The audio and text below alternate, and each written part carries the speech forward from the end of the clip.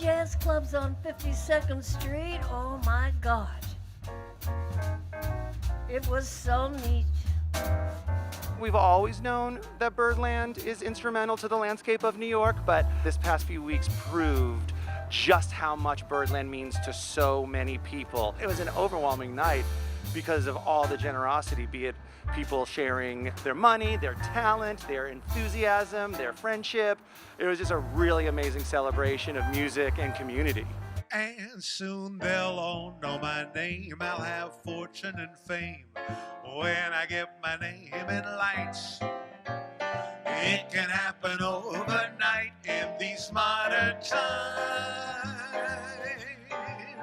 It was quite heartwarming to see the love and support. It was so invigorating to have live music again. I remember telling my employees recently that we should never take the music for granted.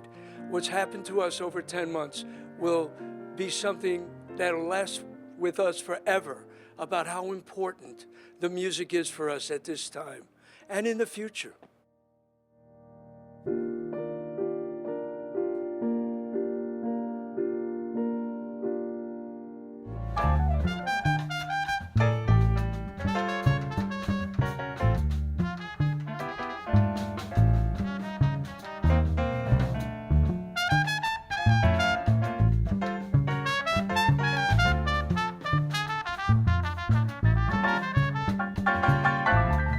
Launched the GoFundMe a couple weeks ago and attached that fabulous event to it as a way to boost funds and to thank everyone for being so generous and to show them why Birdland is so important. And we broke the $400,000 mark, which was $150,000 over our initial goal. It's really going to go such a long, long way in getting Birdland through these final moments of the pandemic. We did a lot of filming in an empty Birdland, which was surreal, and for 10 days got to be at Birdland listening to the greatest musicians in the world do what they do best. I closed my eyes and just pictured all of these incredible people from New York and all around the world just once again sitting at these tables, getting to be within 20 feet of the greatest musicians in the world. People who haven't worked since March, who haven't made money since March, going deep in their pocket, giving anything they can, $5, $10, $20, and coming together and standing behind a place they believe in.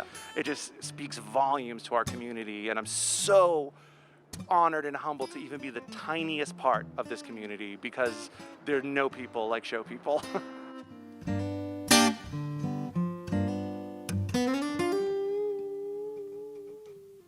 Don't assume I mislead you, don't you? The hands that feed you, follow your pride. He's such a powerful man.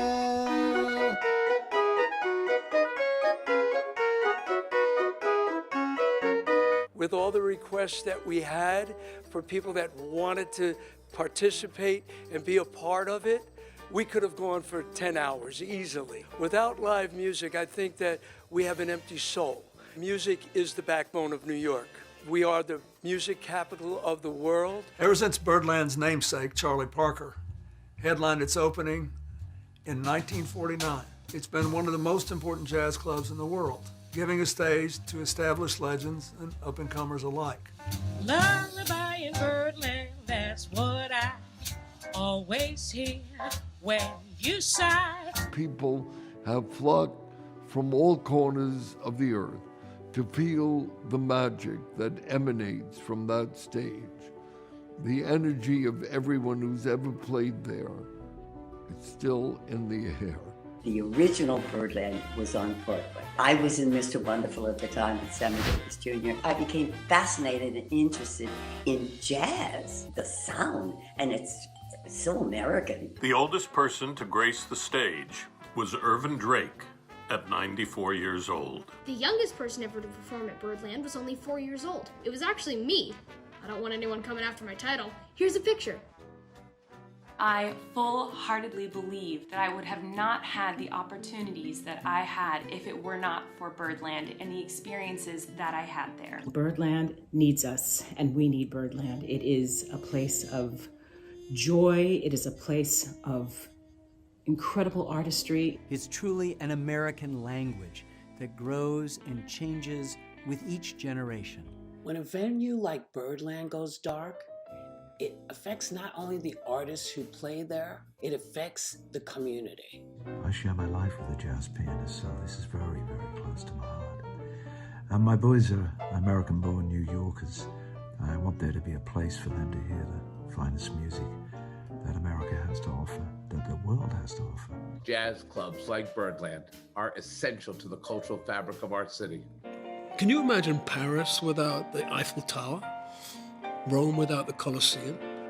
Giza without the pyramids? London without Buckingham Palace? Well, try and imagine New York without Birdland. Yes, I get misty and too much in love.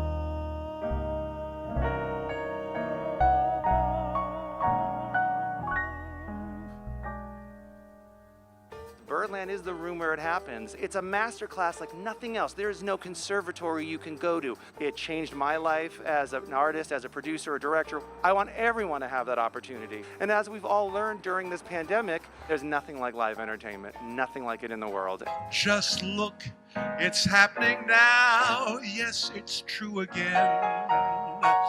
The sun shines somehow through our sadness and pain, and our gray skies will be blue again. We have to give hope to all our artists that are out of work, struggling, and of course, all the employees that are involved in this industry. So what we did is we wanted to let everybody know is that we're fighting for you, we're gonna be here, and we want you to fight with us. Stick around, because we're gonna get through this. None of us could imagine a New York without Birdland, and because of the generosity of this incredible community, we're not gonna have to. And we're gonna come back stronger than ever, I'm sure of it. When we can once all again sit in a packed room and be at capacity and watch these shows. Just so it's clear to say, as long as you can stay, I'll be happy with you. You'll be happy too. This is America's music, jazz, and what we do, and we have to fight to keep it going. Birdland is iconic. To me, it's the temple of music. When you think about all the people that performed on the stage, the emerging artists, to perform in front of a live audience at Birdland, to them, that's what all their work is really geared for. And we can't let them down. This is so important that an institution like Birdland continue. We will survive. There's light at the end of the tunnel, and it'll all come back to us. I've seen it burn.